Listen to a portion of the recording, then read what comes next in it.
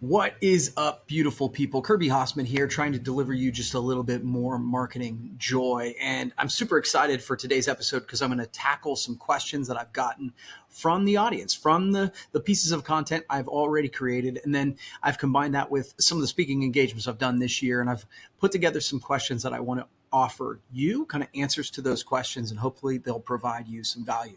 Now, if you are getting some value from these DMJ one-on-ones, please feel free to subscribe wherever you're listening. And if you really love it, please feel free to rate the podcast so that we can spread the word to more and more people. So let's dive in today with questions from listeners. And I want to start really with the idea that questions from your customers, questions from your listeners when you're creating content is sometimes the best resource for coming up with content. I think one of the, pushbacks or hesitations I get from people who are considering doing content marketing on a consistent basis is they're like, I'm going to run out of ideas, right? I don't know where to start. And then I'm going to run out of ideas. And I think when I meet with those people, when I'm talking to those people face to face, I really just say, look, write down the 10 questions that you get all the time and start by answering those questions. That's a good place to start your content marketing journey. And then once you've begun, keep your eyes and ears open because you'll get, whether it's feedback or pushback or just flat out questions to like follow-up questions to things that you have touched on, and those will become sources for new content, things you can clarify, things that you can expound upon. So make sure you're listening, and that's what I want to do today. So I'm going to go through a few questions that I got here recently. I did a piece called, it was 4 things to stop doing on social media in 2024, and I got a ton of positive feedback on that, but I got some real questions about this, and so I wanted to dive into a couple of those today. Question 1, I got from somebody who does a great job on social media, but they were concerned that they were being too salesy because one of the things that I said in the previous video was stop selling all the time. I think one of those mistakes that people make is that, especially when it comes to small businesses, is they're constantly buy from me, buy from me. And I think the best way to do content marketing is to, yes, occasionally you're going to ask, but a lot of value. You want to give first. You want to provide answers to questions. And so he was just saying, look, am I selling too much? And so I dug a little deeper into how often he's going for asks. So the mix that he had was about 50-50. Now, for him, it's been working. And so I think, your mileage may vary on some of this advice, but one of the things I think you'll see is a 3 to 4 to 1 give ratio. So 3 gives, 3 pieces of content that provide value to every one that you ask for a sale, to 4 to 1, right? I think that's a really good place to start. Now, as you're starting out your content journey, you might actually want to go 5 to 1 or 10 to 1 because you want to build up that trust, that integrity, kind of put in the work behind the scenes. But I think if you compare it to what TV does, so if you look at a half hour of television programming in the cable days or the old days, you're getting 21 to 23 minutes of programming for every 30 minutes. So you got that 3 to 1, 4 to 1 ratio. And so I think that's a tried and true kind of ratio for give or provide value to your asks, because that other time is, of course, commercials. So for this particular person, that 50-50 range was working for him. I would say bump up a few more gives in between each ask. But, obviously that's going to be individual, but I would say you want to give more than you're asking when you're talking about social media in today's economy, what I call the give first economy. So give more than you ask. Next up, what do you think? This was a question from somebody I've been working with. What do you think of using LinkedIn sales services that send messages to every new contact? So I have kind of a white hot opinion on this one. I think that those are wildly overdone. I think while I love LinkedIn and I think that the organic reach, I'm spending a lot of time on there, I'm getting good value out of there. These type of services, I find, personal opinion, they're starting to ruin the platform, or they're ruining the platform in some way, because it's like you almost hesitate to make a connection because that the ask is immediately coming. You're like, I have a couple connections with this person. I'm going to accept their connection on LinkedIn. And then immediately into your inbox in LinkedIn, they're like, hey, you look like you do this. You should buy from us.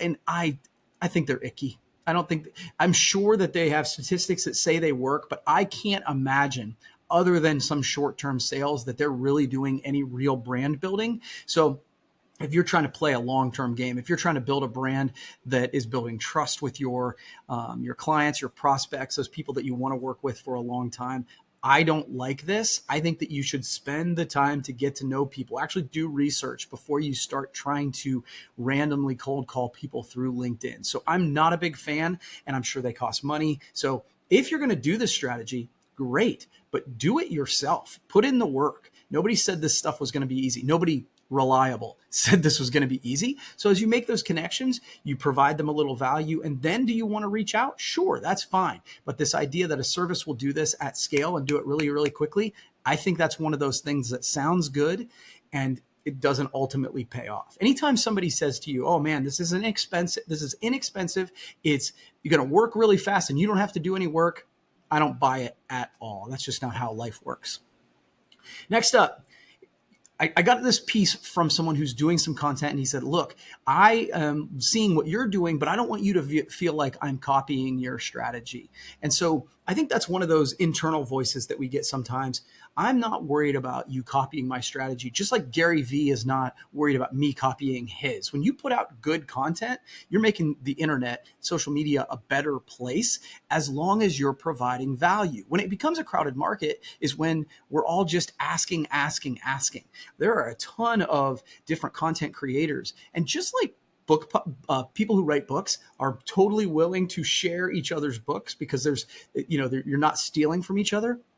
The best content creators are sharing other content creators because they know that, that level of the water raises all boats, which I'm butchering that quote. But, I'm sharing Alex Hormozi and Ed Milet and Gary Vaynerchuk and Cody Sanchez. These are all people I listen to, and I look at their strategies and see how I can make it, still has to be authentically me, but how I can make it into my own so I can provide value to my audience, because each of our audience is going to be just a little bit different.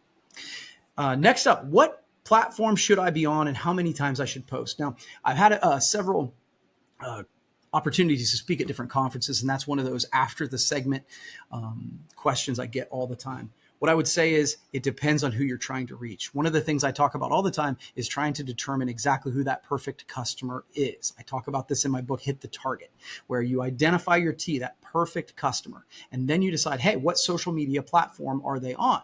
Now, I think one of the mistakes I see people make is they're like, okay, I've never been on social media. Now I'm going to be on all of the social medias. And I think that can be really overwhelming for someone who's new at it. Of course, if you are experienced to this, if you have done this a lot and you want to bounce into new platforms, I think that can make sense. But if you're just starting out, pick the platform that you believe your perfect customer is going to spend time on or spend the most time on, and the place that you can create the most value for them. And then how many times should I post? As many as you can where you're creating good quality content. I think, again, that's going to depend on each audience. But if you can, get on that platform where your perfect customer is going to be and reach them as many times as you possibly can. And final question, how long, if I dive into social media, if I dive into content marketing, how long will it take? It's one of the challenging things to answer because for a long time we were just getting into this. And I think now you need to be committing to 12 to 18 months in an absolute minimum. But I do think that the key here is to look at this. You've heard me talk about brand marketing versus direct marketing. And you can do direct marketing through social media where you're asking people to buy. But I think great content marketing is a lot more like brand marketing. You're showing your expertise. You're building trust with the audience. You're building brand awareness. When you build brand awareness, when bigger organizations like create a brand marketing strategy, they don't do it for 10 minutes, right? It is a long-term, forever thing. You're constantly trying to create top of mind awareness for those people seeking your services. So this is not a short-term play. When you start down a content marketing strategy, yes, of course you want to see some results in a certain amount of time, but you need to understand that this is one of the best ways to build your brand in today's world, and it's a long-term play. And so obviously I think you need to commit to at least a 12-month, at least an 18-month strategy. And it doesn't mean you're doing the same thing over and over again for that amount of time, but just understand that what you are doing is providing value long-term to that perfect audience, and you're going to do it in perpetuity. And then in the mix of that, you will send in the commercial, you will send in the ask, and that will make it more likely. Those people will be closer down your funnel. It'll be more likely for them to say yes. So those are the answer to, I think, 5 questions that I got over the last month since I've created that last piece of content on things to stop doing on social media. If you want to check that out, you can go to YouTube or any podcast area. You can find those DMJ one-on-ones and dig a little deeper on that. Look, I hope this has provided you some value. And if you have any questions for me that you'd like to see me answer in future episodes, by all means, reach out to me on social media, email me, whatever, and I'll try to answer them and provide you some extra value. In the meantime, please feel free to subscribe. Please feel free to rate the podcast wherever you are listening, and I'd really appreciate it. Hey, we'll see you next time.